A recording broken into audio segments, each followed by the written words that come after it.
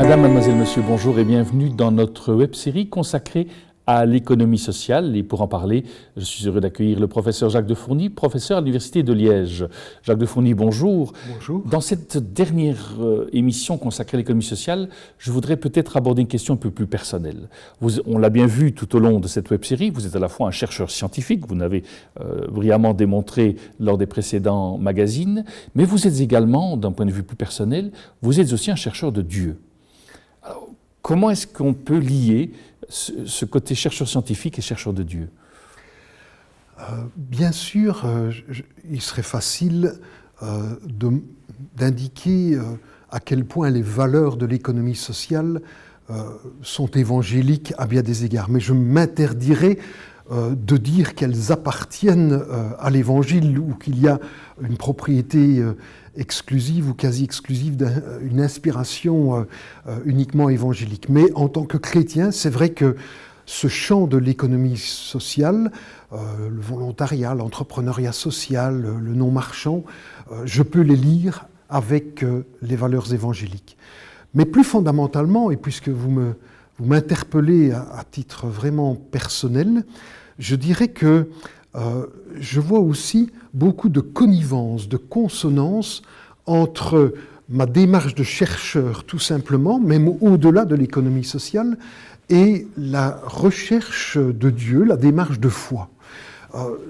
La première consonance pour moi, c'est le fait que dans la démarche scientifique, comme dans le chemin de foi, il me faut continuellement accepter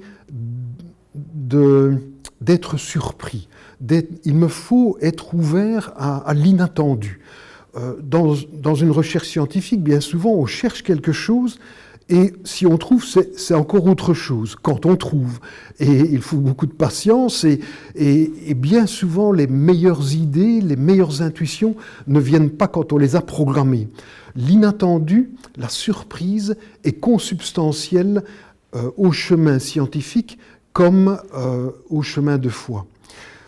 Je pense qu'un deuxième élément consonant, c'est le droit à l'erreur. D'un côté comme de l'autre, on procède par itération, par va-et-vient, parfois en devant reconnaître que ce que l'on a pris pour une vérité, entre guillemets, ne l'est pas. Et on fait marche arrière et on repart sur une autre voie. Je crois que ce droit à l'erreur, il doit être essentiel aux chercheurs de Dieu comme scientifiques, parce que sans cela, on n'ouvre plus jamais de nouvelles pistes. Il faut qu'à certains moments, on enferme et qu'on acte qu'on s'est trompé. Troisième élément, et il est un peu lié au deuxième, le goût de la vérification. Dans la démarche scientifique, on soumet le résultat de ses recherches à ses pairs. On envoie des articles à des revues scientifiques et toujours dans les bonnes revues, cet article est transmis sans que le nom de l'auteur apparaisse à des référés, à des arbitres dont on ne connaîtra pas non plus le nom au niveau de l'auteur. Je veux dire, l'auteur ne saura jamais par qui il a été arbitré. Et c'est donc de manière la plus objective possible que d'autres personnes vont valider ou questionner ou critiquer le cheminement qui a été fait par le chercheur scientifique. Du côté du chemin de foi, on court toujours le risque de prendre ce que l'on a perçu pour une vérité entière et je pense que le discernement collectif dans toute communauté chrétienne, quelle qu'elle soit, est importante.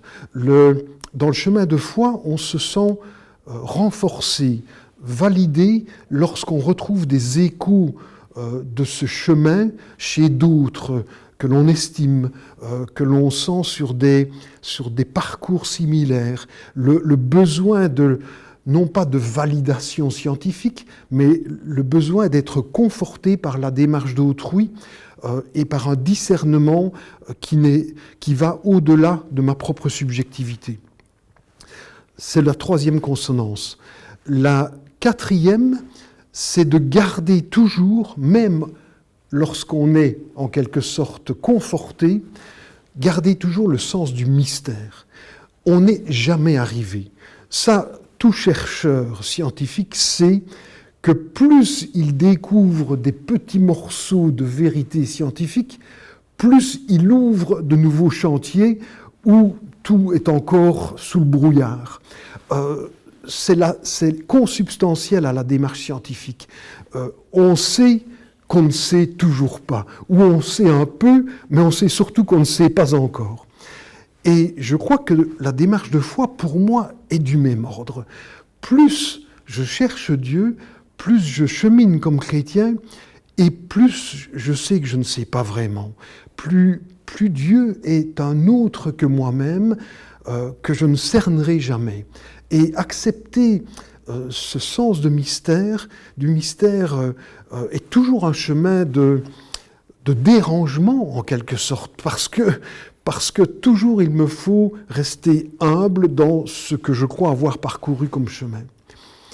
Et puis, dernier élément que je trouve très consonant, c'est que sur ces chemins, l'individu, qu'il soit chercheur scientifique ou chercheur de Dieu, l'individu, l'acteur, se construit au fil du chemin. Il se transforme avec sa propre démarche. Ce n'est pas un individu avec une vérité à découvrir, comme s'il fallait que l'individu se rapproche d'une vérité plus ou moins stable, même s'il n'en perçoit que des morceaux. Non, en réalité, le chemin transforme le sujet. Et je pense que c'est éminemment évangélique. Il suffit de regarder ce qui arrive aux apôtres, aux disciples.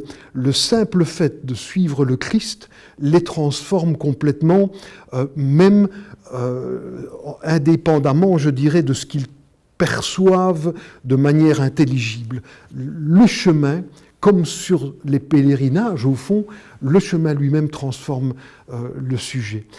Et pour toutes ces raisons, eh bien, j'ai le bonheur de pouvoir dire, mais en toute humilité, que ma vie professionnelle et mon chemin de foi, je les sens comme intégrés l'un à l'autre, non pas que une inspiration religieuse vienne mordre sur la démarche scientifique, c'est pas de ça qu'il s'agit, mais les deux moteurs se renforcent, si je puis dire, les deux dynamiques se renforcent, parce que quand on s'intéresse à un champ comme l'économie sociale, qui, il y a 30 ans, était très peu reconnu, il y avait quelques chercheurs en Europe, eh bien, il faut un certain courage. Parfois, moi, il m'est arrivé de me demander si je ne faisais pas fausse route, tellement on était peu à mettre en évidence ce secteur qui n'était pas sérieux pour les économistes.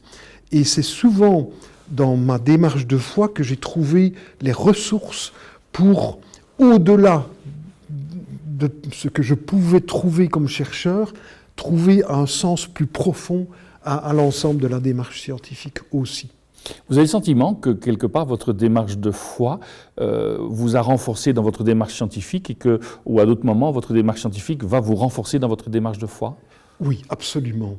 Je ne sais pas si je peux le dire, je ne l'évoque presque jamais, mais dans ma vie professionnelle, chaque fois que j'ai rencontré des obstacles majeurs, parce que, je le répète, quand on est économiste, c'est très dur d'être pris au sérieux quand on s'intéresse à l'associatif ou volontariat, bref, à cette économie qui n'en est pas une aux yeux de la plupart.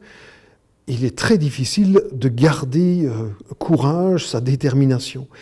Et mon réflexe, plus qu'un réflexe, ma décision a chaque fois été de me retirer dans le silence auprès de la communauté de Thésée pendant 5 à 7 jours, avec quelques entretiens avec l'un ou l'autre frère. Mais c'est toujours cette retraite me permettant de lâcher prise par rapport à des situations qui m'apparaissaient bloquées. C'est ce lâcher prise qui n'a pas créé de miracle. Je ne suis pas dans ce registre-là, mais c'est ce lâcher-prise qui m'a permis de remettre les choses à leur place et comme en laissant reconstruire une harmonie entre ma détermination scientifique et mon cheminement de foi. Aujourd'hui, si je vous demandais qui est Dieu pour vous aujourd'hui dans votre chemin de vie? Pour moi, Dieu, il est le tout autre et une phrase que je livre parfois comme témoin de foi, c'est cette maxime que j'ai fait mienne, que j'ai un peu construite moi-même pour mon propre usage. L'attitude la plus révolutionnaire dans le monde d'aujourd'hui, c'est de faire silence, et le chemin de l'inespéré, c'est de laisser habiter ce silence. Jacques de Fourny, merci pour ce témoignage de foi, ce témoignage de chercheur de Dieu, ce témoignage de chercheur scientifique. Nous arrivons au terme de notre web-série. Merci de nous avoir accompagnés tout au long de ces 6 magazines, au nom de toute l'équipe qui l'a préparé. Il ne me reste qu'à vous souhaiter une excellente journée. À très bientôt.